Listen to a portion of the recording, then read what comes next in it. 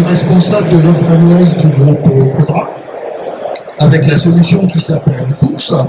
Et aujourd'hui, on va parler de la guidance opérateur et voir ensemble que la guidance opérateur est en fait une source d'amélioration de la qualité. Alors tout d'abord, avant de parler de la guidance opérateur, la qualité doit faire face à de nouveaux enjeux. En fait, la qualité aujourd'hui n'est plus seule. La qualité appartient à un groupe d'exigences qu'on appelle parfois QSE, donc qualité, sécurité et environnement. Et donc, on va devoir parler de qualité, mais on va devoir parler aussi de sécurité et d'environnement. Ce qu'on parle aussi dans le domaine des entreprises, ce sont les bonnes pratiques. Alors, Good Manufacturing Practice en anglais, quelque chose qui est bien développé dans le domaine pharmaceutique, mais qu'on va retrouver aujourd'hui un petit peu dans toutes les entreprises où on a à mettre en œuvre de bonnes pratiques, et en particulier de bonnes pratiques pour l'obtention de la qualité. Mais la qualité n'est pas seule non plus. La qualité doit permettre également d'atteindre des objectifs de performance, c'est-à-dire que les entreprises doivent fournir de la performance pour leurs produits et la qualité doit accompagner cette performance. Et quelque chose qui est encore plus important, c'est qu'aujourd'hui, on ne peut pas séparer la qualité de la notion de coût, la notion de prix. C'est-à-dire qu'en fait, on ne peut pas dire on va améliorer la qualité au prix d'une augmentation des coûts. On va devoir à la fois augmenter la qualité et baisser les coûts. Donc c'est un double challenge pour les industriels. Alors quelles sont les conséquences en fait de ces nouveaux enjeux de la qualité? Tout d'abord, on a un coût croissant des non-qualités. C'est-à-dire que pour les industriels, une non-qualité a des conséquences énormes en termes d'image, en termes de perte de marché. Donc les industriels vont devoir fournir une qualité de plus en plus importante et essayer de travailler pour réduire le plus possible les non-qualités. Évidemment, tout ça, ça se traduit par la multiplication des contrôles de qualité, multiplication des contrôles de qualité qui, aujourd'hui, sont souvent encore sous forme papier. Donc, c'est une lourdeur, c'est quelque chose qui peut être chronophage et c'est quelque chose qui peut demander, en fait, beaucoup d'énergie pour les industriels. Et puis, on ne se contente pas d'effectuer des contrôles qualité ou de demander aux industriels d'effectuer des contrôles qualité, on vérifie qu'ils ont bien fait ces contrôles qualité, c'est-à-dire qu'il y a des audits qui sont faits soit par les clients finaux, soit par des organismes gouvernementaux pour vérifier en fait que les contrôles de qualité ont bien été effectués. Donc tout ça, ça donne une lourdeur assez importante et un challenge important pour les industries.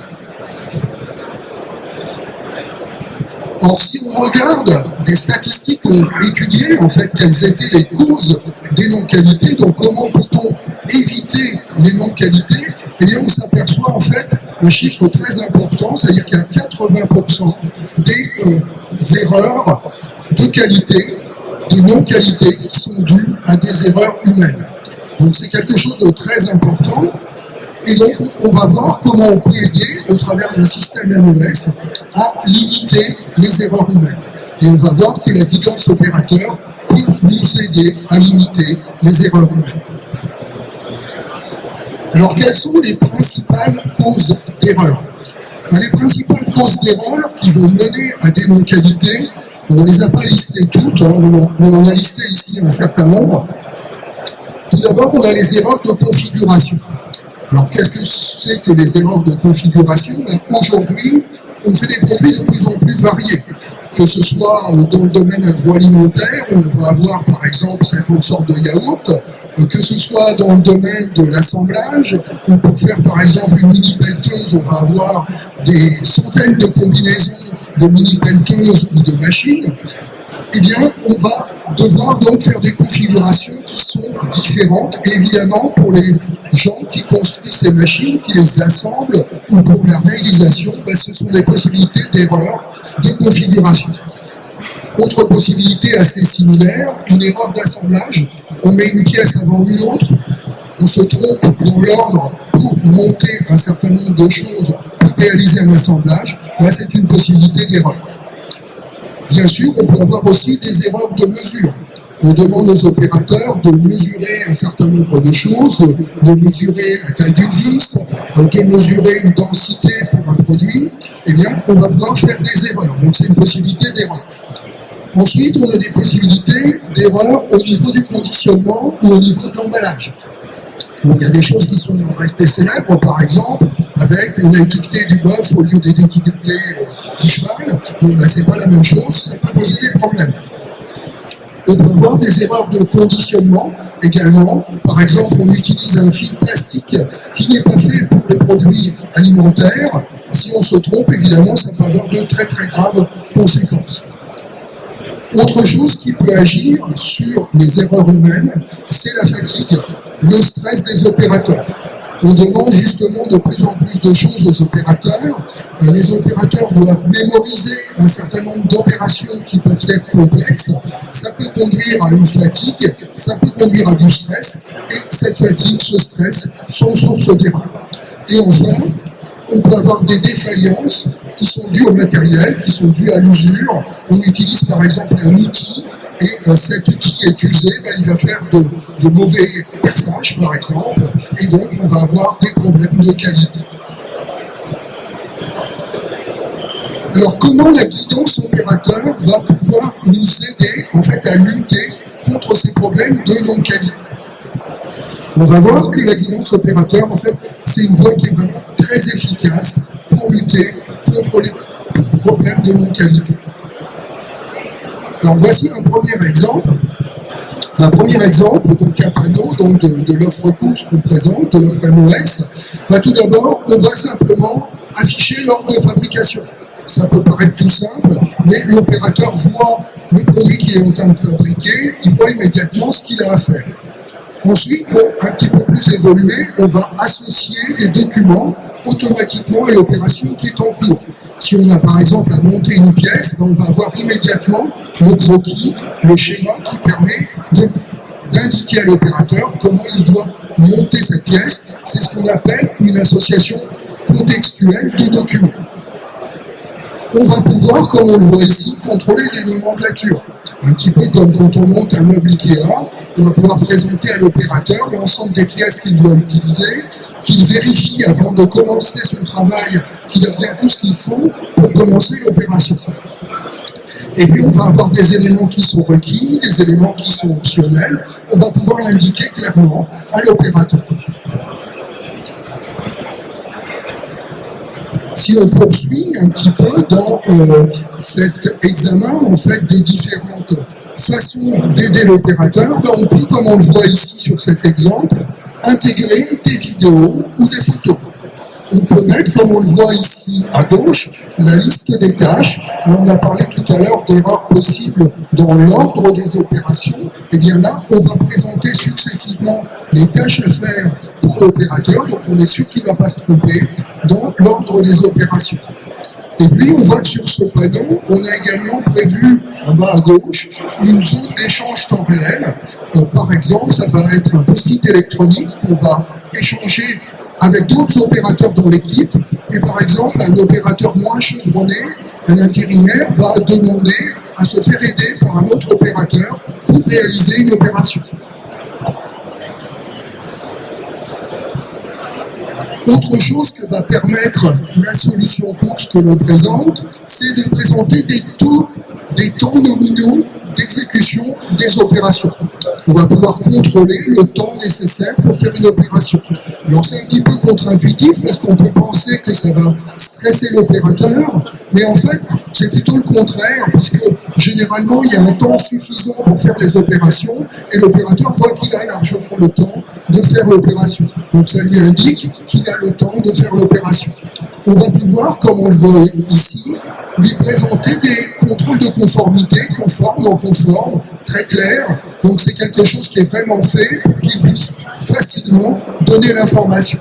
Et puis là, on voit un exemple intéressant. On voit 3 petites opérations qui sont en jaune. Ça veut dire que en jaune, dans notre solution, ce sont les opérations qui sont en attente. Eh bien, on va donner le choix à l'opérateur pour réaliser les opérations. Donc là, l'opérateur voit qu'il peut faire les opérations dans l'ordre qu'il souhaite.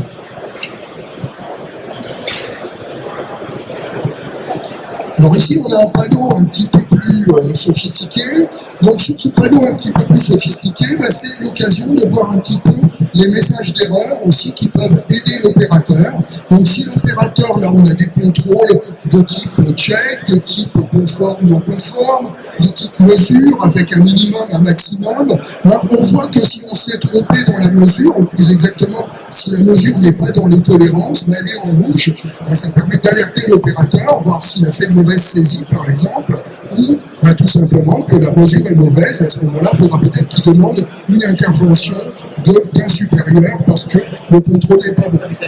Et ce qu'on va avoir, c'est qu'on va avoir des messages qui indiquent toutes les informations qui sont mauvaises et pas forcément les informations une par une. C'est-à-dire s'il a fait plusieurs erreurs, on va indiquer en une seule fois toutes les erreurs. Et puis on va également être capable de présenter, donc là on voit des modèles simples, mais par exemple dans la pharmacie, on va avoir des modèles avec double signature, on va avoir des modèles avec dérogation qu'on va pouvoir présenter et donc facilement aider l'opérateur à réaliser ses tâches. On va voir un autre exemple intéressant. Jusqu'ici, on n'a vu que des opérations qui étaient des opérations purement manuelles. En fait, on n'a pas que des opérations manuelles, même pour les contrôles qualité. Un certain nombre de contrôles font appel à des machines ou font appel à des appareils. Par exemple, ici, une balance avec un cas classique qui est le cas d'une pesée. Dans le cas de cette pesée, on a un certain nombre d'informations qui sont renseignées par l'opérateur. Par exemple, un code barre, un QR code. Il va devoir checker des cases ici, comme par exemple indiquer qu'il a bien nettoyé le plateau de la balance, qu'il a bien fait la tare de la balance. Mais on va aussi avoir une information qui vient directement de la balance. En fait, l'information est directement connectée à la balance. On a une opération qui est une opération hybride. On va être capable de faire très simplement ce type de contrôle de qualité qui est hybride avec la solution.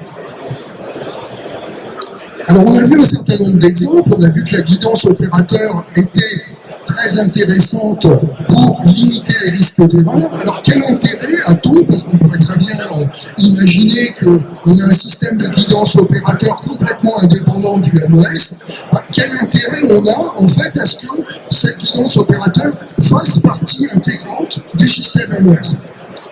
Eh bien, le premier intérêt, c'est qu'on va pouvoir connecter en fait ces contrôles qualité aux gammes et aux nomenclatures.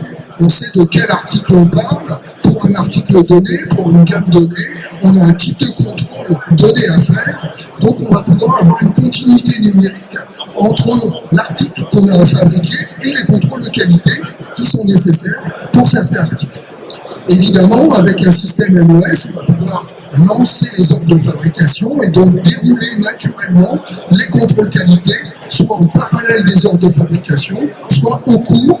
On parle de contrôle de qualité bloquant ou de contrôle qualité online de la fabrication. Troisième avantage, eh bien on va tracer, en même temps que la fabrication, on va tracer tous les contrôles qualité. Donc on va avoir un dossier blanc qui rassemble non seulement les paramètres de fabrication, mais tous les contrôles qualité qui ont été faits pour la fabrication d'un produit. Et si on veut mettre en place un système d'arrêt, de rejet et des indicateurs de productivité, on va pouvoir directement connecter les contrôles qualité à des indicateurs comme le TRS qui contient en fait 3 indicateurs, un indicateur de disponibilité, un indicateur d'efficacité et bien sûr un taux de qualité. Et donc on va avoir quelque chose de cohérent au niveau de la performance.